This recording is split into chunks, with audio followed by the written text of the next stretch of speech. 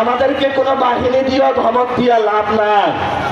আমরা হলাম তাদের উত্তরসূরি, যারা একটা গিয়েছিল গুলি খেয়েছিল, এরপরে 40টা গিয়েছে গুলি খেয়েছে, এরপরে 400 গিয়েছে গুলি খেয়েছে, এরপরে 1400 গিয়েছে গুলি খেয়েছে, কিন্তু কারো কাছে মাথা নত করে নাই। আমরা তাদের সূর্য সন্তান। শহীদ আবু সাঈদ রাজপথে নেমে দুহাত তুলে গুলির সামনে দাঁড়িয়েছিলেন। উনি বলেছিলেন, হাসিনা সরকার, তোমার বিদায় ঘন্টা বেজে গিয়েছে, যত পারো গুলি করো।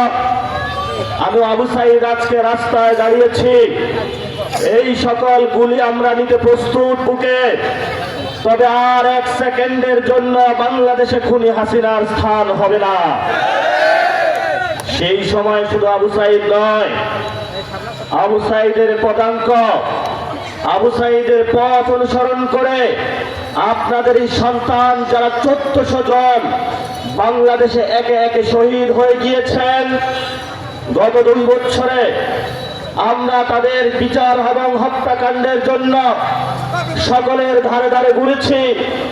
বাংলাদেশ সরকারের কাছে বলেছি, জনগণের কাছে গিয়েছি, কিন্তু দুঃখের বিষয়, যে মানুষগুলো বাংলাদেশের জন্য জীবন দিয়ে গেল, আপনাকে স্বাধীন করে দিয়ে গেল, সেই মানুষগুলোর খুনি যারা, তাদেরকে মামলা বাণিজ্যের বিনিময়ে বিএনপির বাইরা 1 লাখ টাকা, 2 লাখ টাকা, 3 লাখ টাকার বিনিময়ে সেই খুনিদেরকে থানা থেকে বের করে দিয়েছে।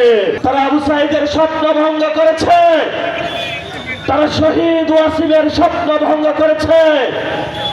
সেই স্বপ্ন ভঙ্গ করেছে শুধু রাজপথে নয়, পার্লামেন্টে যখন আপনারা ভোট দিয়েছেন 70% বাংলাদেশের মানুষ, যে বাংলাদেশে আমরা শিক্ষা ব্যবস্থার সংস্কার করব, বাংলাদেশে আমরা অর্থনীতির সংস্কার করব, বাংলাদেশে আমরা ব্যবসা বাণিজ্যের সংস্কার করব, কিন্তু সেই সংস্কারের বিরুদ্ধে গিয়ে, জনগণের ভাগ্যের বিরুদ্ধে গিয়ে সালাউদ্দিন তারেক রহমানের নেতৃত্বে বাংলাদেশে কুসংস্কার নামক একটি সংশোধন কমিটি গঠন করলো। স্কুল কমিটি দখল দিয়েছে, মাদ্রাসা কমিটি দখল দিয়েছে। শুধু দখলই দেয় নাই, গত 17 বছর যেই ব্যবসায়ী চিন্তা করেছিল যে আমি 17 বছর ব্যবসা করতে পারি নাই, আবু সাঈদের রক্তের উপরে দাঁড়িয়ে দেশ স্বাধীন হয়েছে, এখন ব্যবসা করার সময় এসেছে। সেই 5 তারিখের পরে ওই ব্যবসায়ী যখন এই চিন্তা করছিল, তার গলায় গিয়ে নতুন করে পায়ে পাড়া দিয়ে বসেছে বিএনপির ভাইয়েরা। আমাদেরকে কোনো বাহিনী দিয়ে ধমক দিয়ে লাভ নাই।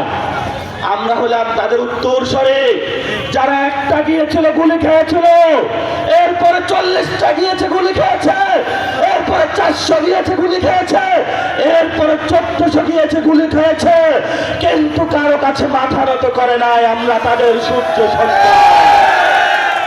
প্রিয় কুড়িগ্রামবাসী, আশেপাশে দেখবেন যারাই নির্বাচনে হেরে গিয়েছে, যেগুলা সমাজের বাটপার, গুন্ডা, অসৎ লোক, এগুলাকে একটু খুঁজে বের করার সিস্টেমটা বাতলে দেই। এদেরকে জেলা প্রশাসকের